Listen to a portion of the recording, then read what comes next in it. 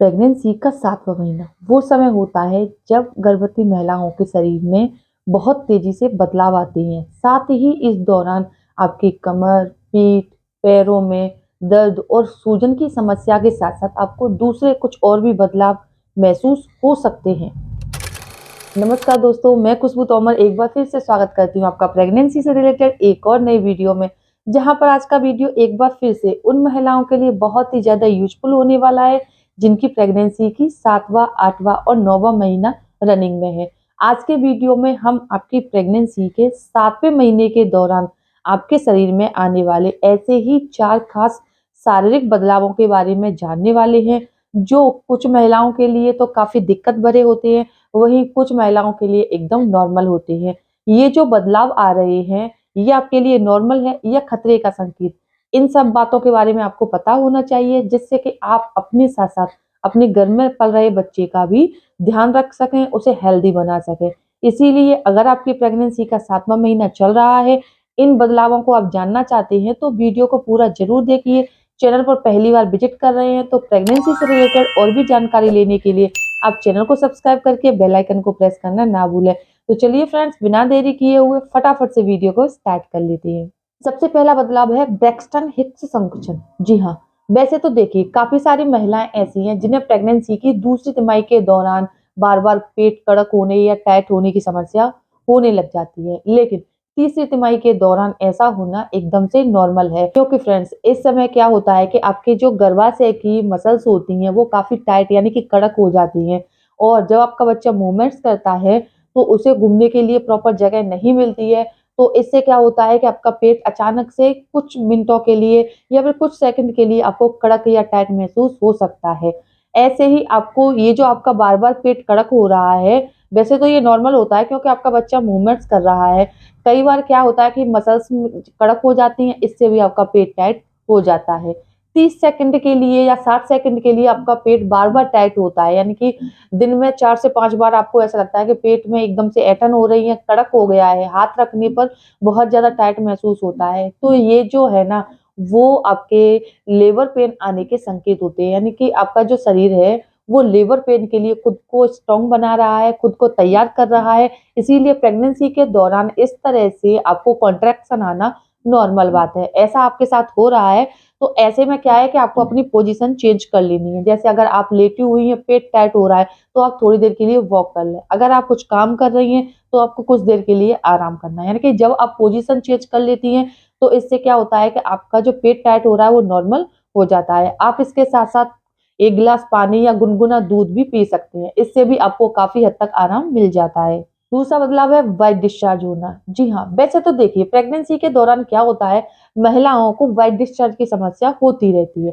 ऐसा होना वैसे तो एकदम से नॉर्मल होता है, और प्रेगनेंसी के तीसरी तिमाही यानी कि 7वें, 8वें और 9वें महीने के दौरान व्हाइट डिस्चार्ज जो हो रहा है, ये थोड़ा ज़्यादा भी हो सकता है। क्योंकि अब तक आपका जो बच्चा है वो पेल्विक में आ जाता है, यानी खिसक कर नीचे आ जाता है, हेड डाउन कर लेता है। तो इससे क्या है कि आपके पेल्विक पर प्रेशर पड़ता है, और चलते-फिरते समय जब आपके पेल्विक पर दबाव आता है, तो आपको व्हाइट डिस्चार्ज की जो क्वांटिटी है थोड़ी ज़्यादा सी महसूस हो सकती है। अगर ऐसा आपको 7वें, 8वें महीने में महसूस हो रहा है, तो इससे आपको पैनिक नहीं होना, परेशान नहीं होना। ऐसा होना प्रेगनेंसी में एकदम से नॉर्मल होता है। अब बात जो याद रखनी है वो ये है कि आपको ये जो व्हाइट डिस्चार्ज हो रहा है, उसमें से अगर आपको बदबू आ रही है या फिर जब ये डिस्चार्ज होता है, तो आपको अपने प्राइवेट पार्ट में जलन, खुजली, इरिटेशन महसूस हो रही है, तो ये बात आपके घर में पल रहे बच्चे को नुकसान देने वाली हो सकती है, क्योंकि यह इन्फेक्शन होने का संकेत होता है। ऐसा कोई भी बदलाव महसूस होने पर आपको तुरंत ही डॉक्टर से संपर्क करना है और इसका ट्रीटमेंट लेना है। तीसरा बदलाव है स्तनों से रिसाव होना। जी हाँ, प्रेगनेंसी के दौरान सभी को तो नहीं, लेकिन कुछ महिलाओं के साथ क्या होता है कि उनके स्तनों से एक पानी जैसा या दूध जैसा रिसाव होने लग जाता है, जिससे उनके जो कपड़े हैं वो गीले हो जाते हैं। दिन भर उन्हें ऐसे दूध जैसा रिसाव होता रहता है। जो दूध निकलता है आपके स्तनों से इस दौरान, उसका जो रंग होता है वो पीला होता है। अगर ऐसा आपके साथ हो रहा है, तो प्रेगनेंसी में ऐसा होना एकदम से नॉर्मल होता है, क्योंकि जैसे-जैसे आपकी प्रेगनेंसी का समय आगे बढ़ता है तो आपकी जो ब्रेस्ट है उसमें दुग्ध ग्रंथियां डेवलप होती हैं, जिससे कुछ महिलाओं के थोड़ा सा क्या होता है कि स्तनों से दूध का रिसाव होने लग जाता है। चौथा खास बदलाव है जी मिचलाना। जी हाँ, वैसे तो देखिए जैसे ही एक महिला प्रेगनेंसी कंसीव करती है तो उसकी बॉडी में हार्मोन्स में उतार चढ़ाव होता है, यानी कि हार्मोन्स इनबैलेंस होते हैं, जिसकी वजह से जी मिचलाना, उल्टी आना, ऐसी समस्याएं उन्हें होती रहती है। लेकिन अगर ये समस्या आपको 7वें, 8वें, 9वें महीने के दौरान भी हो रही है, तो ऐसा होना नॉर्मल भी हो सकता है और खतरे का संकेत भी हो सकता है। अगर आपको इस दौरान बार-बार चक्कर आ रहे हैं, कमजोरी फील हो रही है, थकान हो रही है और आपको ऐसा है कि सिर चकराता सा रहता है, तो ये आपके गर्भ में पल रहे बच्चे को होने वाली समस्या का संकेत भी हो सकती है। इसीलिए ऐसा कोई भी बदलाव महसूस होने पर आपको तुरंत ही डॉक्टर से संपर्क करना है, क्योंकि प्रेगनेंसी में आपको ऐसा नहीं है कि आपके बगल में जो भी रह रहा था, आपके रिलेटिव्स में किसी को कोई दिक्कत नहीं हुई तो आपकी प्रेगनेंसी भी नॉर्मल बनी रहेगी। प्रेगनेंसी का जो एक्सपीरियंस होता है हर महिला का अलग होता है, इसीलिए किसी से कंपेयर नहीं करना है आपको और कोई भी परेशानी होने पर तुरंत ही डॉक्टर से संपर्क करना है।